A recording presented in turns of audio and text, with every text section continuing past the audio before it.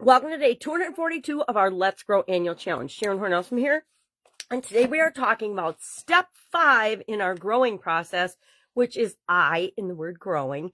And it stands for inquire, investigate, implement. Any other I words you like that tell us what we're going to do in this step are the ones that you remember and the ones that you'll use going forward as you apply the growing process in other areas and aspects of your life. And in your everyday challenges and problems and setbacks and things that come up or goals that you want to achieve. So what does it mean? Of course, we got Amber's story in Guide 2 of the Let's Grow Annual Challenge private Facebook group page. You can check that out and how she applied this step to her goal. And her goal is to initiate conversations with at least 3 members of the opposite sex a week. Now, mine is to deal with difficult conversations and handle difficult conversations and have those difficult conversations at least once a week. Or when they come up, not procrastinating, not putting them off, but actually dealing with the issues, issues of boundaries, issues of inappropriate behavior, issues of whatever comes up or disagreements or anything that's a difficult conversation.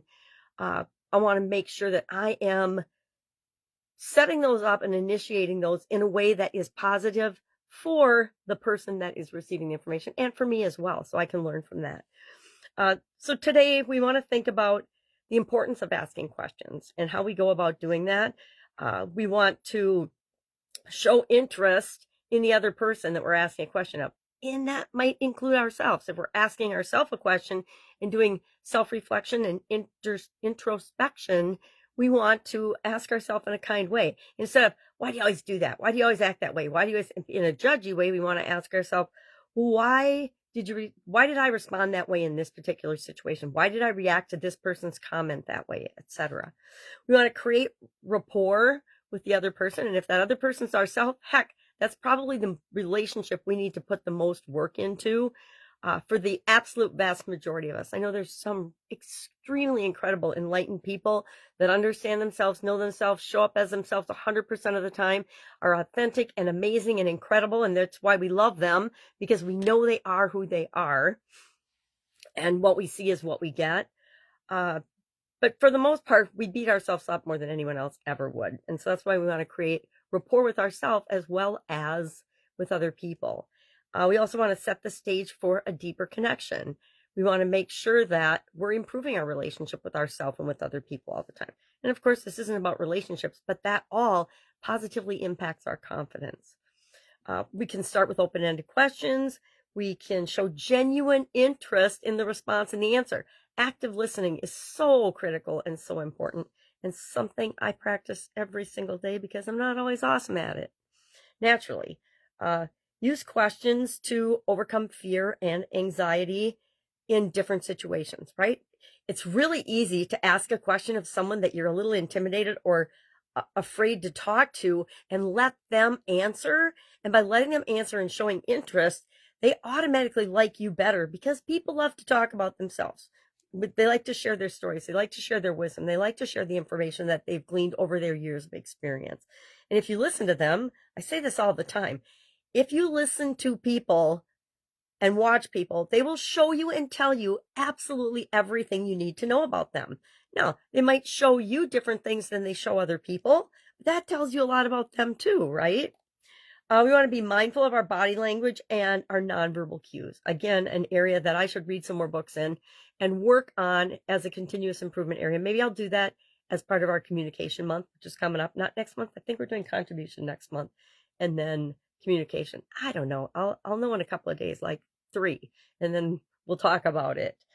I want us to focus on confidence while we're in the confidence month, though. And then finally, we want to reflect and learn from each interaction that we have, right? How did it go? We want to critique it in our minds. I mean, not to beat ourselves up, but just to say, wow, when I said this, look at how the conversation turned the direction I didn't want it to go. But look, when I took a deep breath, tap, tap, tap, and tap once more and listened and watched the person communicate, I got a whole different message, and I therefore responded in an entirely different way. Keep in mind, only we can respond how we're going to respond. It's up to us, and we always can control and choose that, but we can only control and choose our response. We can't choose anyone else's. So we can choose our tone of voice. We can choose our posture. We can choose how and when we ask questions, etc. So our action item today is to share one question that you can ask to move your goal of increased confidence growth in the specific area that you're working on through this growing process. Share your comment, one comment you could ask, and then go ask that question, right? I haven't done mine yet. I just thought of the action item as we were getting started. So I will do that. I'll think about, okay, well, what's a question that I could ask that would help me lead into a difficult conversation? And frankly, there's almost always a difficult conversation I could have, but a lot of the times, part of emotional intelligence is knowing when to have those conversations, where to have those conversations, etc. So I will think of my question and share it in the comments below. Any questions? What do? You ask me, because that's what I'm here for. Hit me up, Sharon Horne-Ellstrom. You can Google me. You can ask right under this video, because the chances are if you have that question, so do hundreds, if not thousands of other people, because we're all having a human experience. And believe it or not, as different and unique as we all are, we have similarities that run through the human race. All right, that's it. Have an awesome day, and I'll, of course, be with you tomorrow.